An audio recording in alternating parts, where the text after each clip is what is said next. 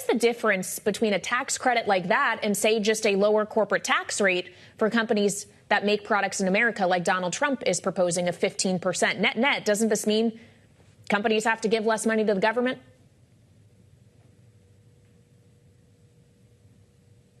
I think you might be muted, Kimberly. Sorry about that. Corporate tax falls disproportionately on shareholders and really benefits the most well-off Americans in an indiscriminate way. And we saw with Trump's first corporate tax cuts in the Tax Cuts and Jobs Act that was passed in 2017, the corporate tax revenues went down a lot, but it didn't really move growth in a discernible fashion. And it certainly didn't help wages or job creation in those kinds of sectors. And interestingly, in that tax bill, there's actually a big incentive to do things offshore rather than in the United States. The tax rate on offshore income in that very bill is half the rate that it is in the United States. If you compare that to the Harris plan is much more targeted. She's focusing on ways to encourage particular industries rather than sort of this carte blanche, every corporate taxpayer gets a tax cut.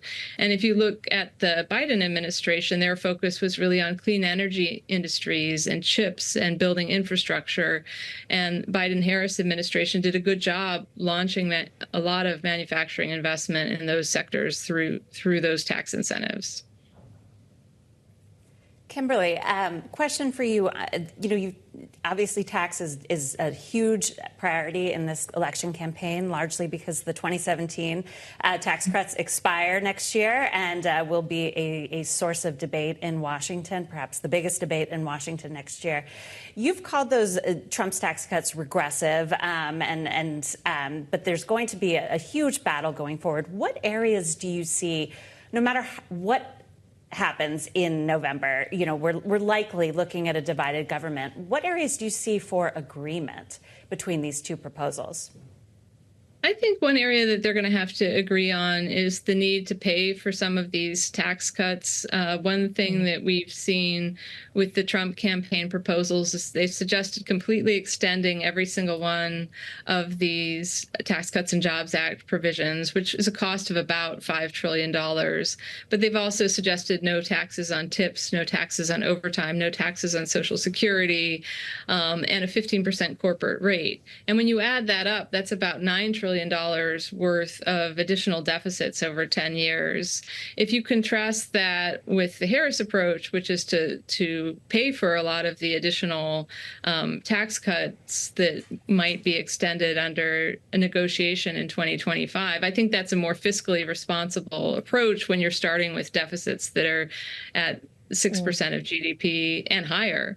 So I think they're going to have to come together and pay for some of this, or they're going to find that interest rates go up rather than down, and that's going to harm typical middle class families who are trying to pay for things like mortgages and their other debts. Well, one of the ways Donald Trump says those will be paid for is because more revenue is going to come into the Treasury's bank account from tariffs, potentially hundreds of billions of dollars, he says.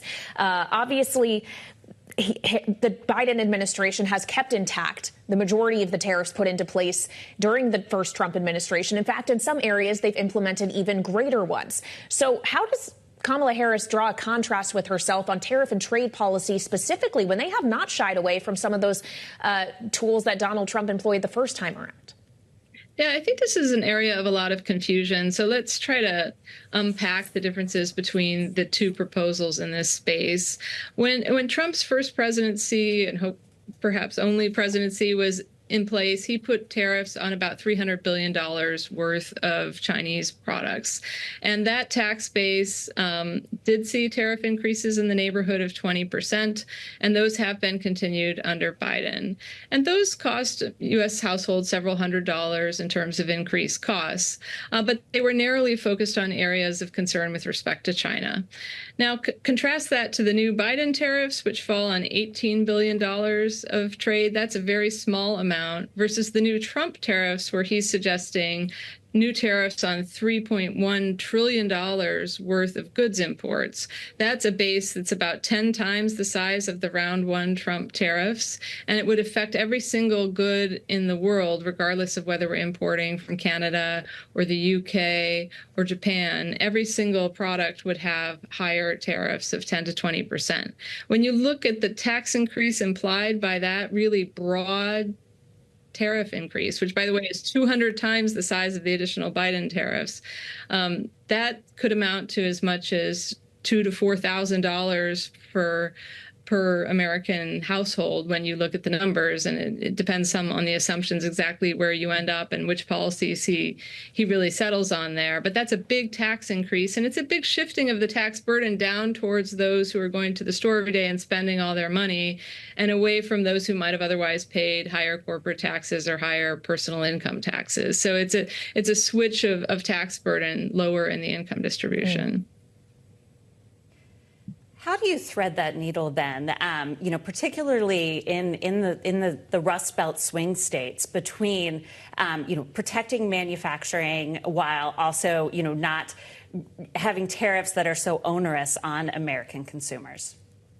Yeah, I think that's a really essential question here. And one thing to focus on is, what did we learn from the past tariffs? And we often saw that in the very same communities that were supposed to be helped from those tariffs, that they on net lost jobs, in part because the retaliation that trading partners put on our goods when we put tariffs on their goods hurts U.S. export industries, and it hurts our productivity kind of across the board. In contrast, if you subsidize key industries that you have concerns about, let's say you really want clean energy to succeed, so you subsidize clean steel production, right? That is a way that you actually lowering the price of steel for consumers by helping make clean steel production in the United States and adding their incentives to increase production without raising costs through the tariff mechanism, which is, I think, a much more distortionary and regressive way to achieve or to try to achieve some of the same aims.